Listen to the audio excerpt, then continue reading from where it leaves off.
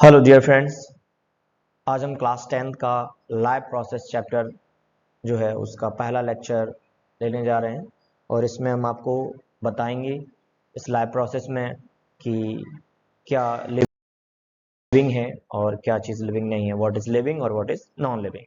तो लिविंग बताने के लिए, लिविंग डिफाइन करने के लिए कुछ क्राइटेरिया होता है। तो पहला जो क्राइटेरिया है वो किसी भी लिविंग के लिए वो मेटाबॉलिज्म है। दूसरा क्राइटेरिया कॉन्सिस्टेंस है।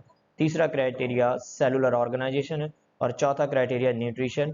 पांचवा क्राइटेरिया रेस्पायरेशन और जो छठवां क्राइटेरिया है, 6 नंबर का जो क्राइटेरिया है वो होम्योस्टेसिस है। अगर ये सारे क्राइटेरिया फॉलो हो रहे हैं तो वो चीज़ लिविंग है और नहीं हो रहे हैं तो वो नॉन लिविंग है।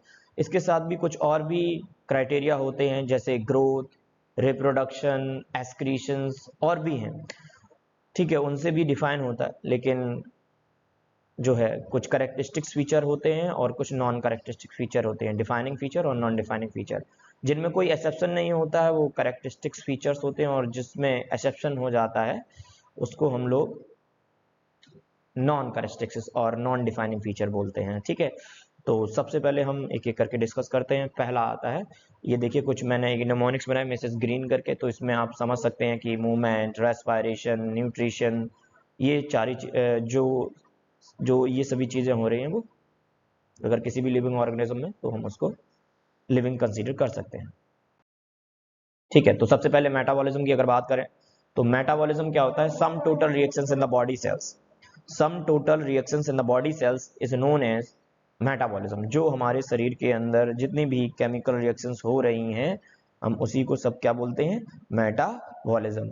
जैसे break down of food particles, और जो फूड पार्टिकल से आपको न्यूट्रिशन मिला है, ग्लूकोज मिला है, उस ग्लूकोज का टूटना, ये सब क्या है? मेटाबॉलिज्म। ठीक है, रेस्पायरेशन करना, एक्सक्रीशन करना और ट्रांसपोर्टेशन, जो सर्कुलेट होता है फूड मटेरियल बॉडी में, ट्रांसपोर्टेशन, ये सब मेटाबॉलिज्म में आ जाता है, जो भी उसके अंदर केमिकल रिएक्शंस हो रही हैं। ठीक है, सेल्स के अंदर।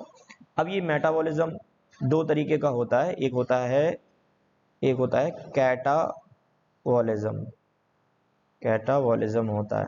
ठीक है, और एक होता है एनाबॉलिज्म, एक होता है एनाबॉलिज्म। ठीक है, एनाबॉलिज्म। देखिए कैटाबॉलिज्म क्या होता है? कैटाबॉलिज्म में जब भी कभी कोई कॉम्प्लेक्स मॉलिक्यूल्स एक सिंपलर मॉलिक्यूल्स में कन्वर्ट हो जाए, छोटे छोटे पार्टिकल्स में, वो केमिकल प्रोसेस जिसमें एक लार्ज कॉम्प्लेक्स मॉलिक्यूल छोटे छोटे सिंपलर मॉलिक्यूल्स में कन्वर्ट हो जाए, हम उसी को कैटाबॉलिज्म बोलते हैं। और एनाबॉलिज्म में क्या होता है? when simpler molecules to form a complex molecule is known as anabolism। जब ये छोटे छोटे पार्टिकल्स एक बड़ा फॉर्म ले लेंगे, तो कॉम्प्लेक्स मॉलिक्यूल फॉर्म कर लेंगे, तो हम उसको एनाबॉलिज्म बोलते हैं। तो अगर हम कैटाबॉलिज्म की एग्जांपल दें तो जो break down of food particles होता है, ग्लूकोज का टूटना, वो कैटाबॉलिज्म होता है, उसमें एनर्जी रिलीज होती है। ठीक है, और एनाबॉलिज्म में क्या होता है? जो भी हम फूड मटेरियल को ऑब्टेन करते हैं, फूड मटेरियल से जो भी न्यूट्रिएंट ग्लूकोज वगैरह है, वो बाद में जो बचा हुआ ग्लूकोज होता है वो एक कॉम्प्लेक्स फॉर्म बना लेता है जिसको हम लोग ग्लाइकोजन बोलते हैं। ठीक है, तो ये मेटाबॉलिज्म था, आपको आई होप समझ में आया होगा। और ये देखिए आप कैटाबॉलिज्म में ये जो मेटाबॉलिज्म है इसमें दे रखा है जो केमिकल एनर्जी, जैसे कि कार्बोहाइड्रेट, फैट, प्रोटीन्स, ये सब चीज़ें हैं। ठीक है, और ये जो आप देख रहे हैं ये, इनसे हमें एनर्जी प्राप्त हुई। ठीक है, अब अगली बात करें तो कॉन्सिस्टेंस। कॉन्सिस्टेंस का मतलब होता है स्टेज अवेल टू सी या ability to see, here, feel, etc. Consciousness का मतलब होता है कि हमें ये वो अवस्था है जिसमें हम किसी चीज को देखते हैं, सुनते हैं, फील करते हैं, वो कॉन्सिस्टेंस है। जैसे रिस्पॉन्स टू स्टिमुलाई। रिस्पॉन्स का मतलब होता है रिप्लाई और स्टिमुलाई का मतलब ट्रिगर, जो हमसे रिस्पॉन्स करा रहा है उसको हम स्टिमुलाई बोलते हैं। ठीक है, जैसे ये जो लड़का है, ये जब ये हॉट ऑब्जेक्ट को किसी भी हॉट ऑब्जेक्ट को छुएगा तो ये अपना हाथ विड्रॉ कर लेगा, हाथ हटा लेगा। क्यों? क्योंकि ये जो वेसल्स है ये बहुत हॉट है, जैसे इसको टच करेगा तो ये जो बर्तन है ये स्टिमुलाई के तरीके से काम करेगा, ये इसको तुरंत हाथ हटा लेगा, जैसे इसको छुएगा तो तुरंत हाथ हट जाएगा। तो ये इसका जो हैंड है, इसने हाथ विड्रॉल किया तो इसने रिस्पॉन्स किया, रिप्लाई किया, और ये जो वेसल्स है ये स्टिमुलस की तरीके से काम कर रहा है, स्टिमुलाई है। ठीक है। स्टिमुलाई दो तरीके के हो सकते हैं, इंटरनल और एक्सटर्नल। इससे और भी तरीके समझ सकते हैं, जैसे जैसे कि आपकी क्लास में कोई टीचर आता है तो आप स्टैंड अप हो जाते हैं। तो आप स्टैंड अप किसी ने आपसे कहा नहीं, क्योंकि आप कॉन्शियसनेस कर रहे हैं, आप फील कर रहे हैं वो चीज़ों को। जैसे आपके क्लास में टीचर आता है तो आप स्टैंड अप हो जाते हैं। इट मीन्स जो आपका टीचर है वो स्टिमुलाई है और आपने रिप्लाई किया है, रिस्पॉन्स किया है, ठीक है। और जो आपका टीचर वो स्टिमुलाई है, ठीक है। तो इस तरीके से कॉन्शियसनेस, अगर कोई भी लिविंग ऑर्गेनिज्म है वो कॉन्शियसनेस कर रहा होगा, ठीक है। Next one is cellular level of organisation या लेवल ऑफ सेलुलर ऑर्गेनाइजेशन। इसमें क्या है, देखो कोई भी लिविंग ऑर्गेनिज्म है, अगर लिविंग ऑर्गेनिज्म है तो कोई भी ऑर्गेनिज्म है उसमें देखो सबसे पहले क्या है कि वो सेल से बना होगा। सेल से फिर उसके अंदर टिश्यू बने होंगे, टिश्यू फॉर्म हुए और टिश्यू से ऑर्गन फॉर्म हुआ होगा और ऑर्गन से ऑर्गन सिस्टम, देन फिर उसकी बॉडी। जैसे ये जो घर है, इस घर को बनाने के लिए सबसे पहले लैंड एरिया चाहिए होता है, जो जमीन होती है वो, फिर उसके बाद ब्रिक्स, फिर उसके साथ बहुत सारी मटेरियल होते हैं घर बनाने के लिए, और रूफ बिल्कुल कवर करके ये कमरा, जो रूम्स वगैरह हैं, रूफ वगैरह प्रिपेयर करनी पड़ती है। तो इसी तरीके से कोई भी लिविंग ऑर्गेनिज्म है तो उसके लिए सबसे पहले सेलुलर ऑर्गेनाइजेशन होना चाहिए। जैसे उसके अंदर कोई भी लिविंग ऑर्गेनिज्म है उसके अंदर सेल होगा, फिर टिश्यू लेवल होगा, फिर ऑर्गन होगा, फिर organ system, then organism form हो जाता है अगर लिविंग ऑर्गेनिज्म है। अगली बात करें हम तो न्यूट्रिशन, किसी भी लिविंग ऑर्गेनिज्म को न्यूट्रिशन की बहुत ज़्यादा ज़रूरत पड़ती है। तो जिंदा रहने के लिए हमें न्यूट्रिशन की बहुत ज़रूरत है। तो न्यूट्रिशन क्या होता है, the process of taking food and converting into the energy and other vital nutrient required for life. कहते हैं न्यूट्रिशन वो प्रोसेस है जिसमें हम फूड को इनटेक करते हैं और फिर उससे एनर्जी प्राप्त करते हैं, हम उसी को न्यूट्रिशन बोलते हैं, ठीक है। अगर कोई भी लिविंग ऑर्गेनिज्म है वो न्यूट्रिशन को जरूर ऑब्टेन कर रहा होगा कहीं ना किसी, चाहे ऑटोट्रॉप चाहे हेटरोट्रॉप हो।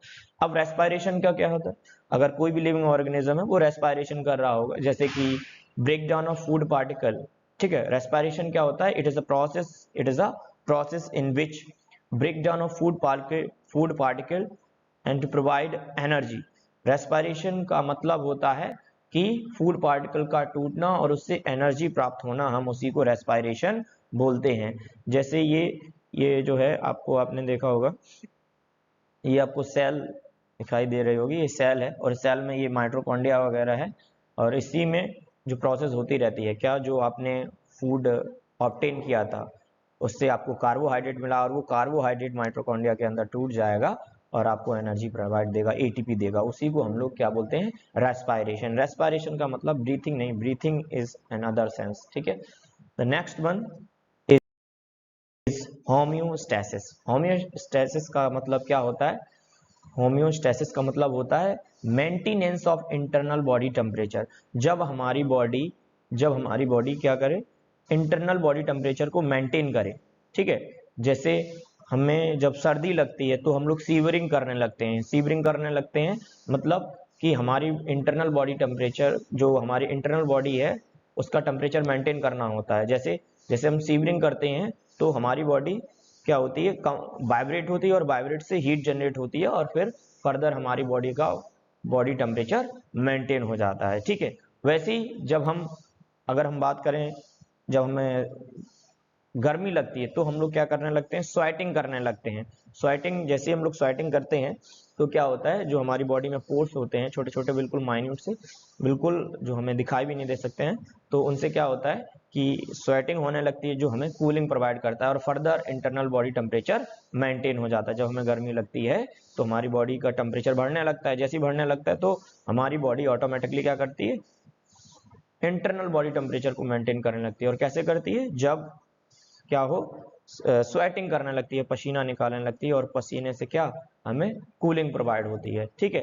इस तरीके से होम्योस्टेसिस मेंटेन, जितने भी लिविंग ऑर्गेनिज्म है वो होम्योस्टेसिस करते हैं। कोई भी ऐसा जो है नॉन लिविंग वो होम्योस्टेसिस नहीं करता है, ठीक है।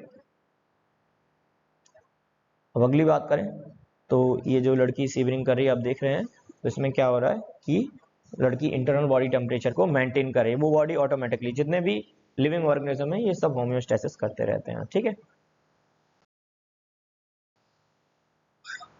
Thanks for watching this video. अगर आपको ये वीडियो अच्छा लगा हो तो लाइक एंड सब्सक्राइब करें एंड कमेंट जरूर करें और बताएं ये वीडियो अच्छा लगा। अगर कुछ भी इसमें मिस्टेक है तो आप मुझे बताएं। Thank you.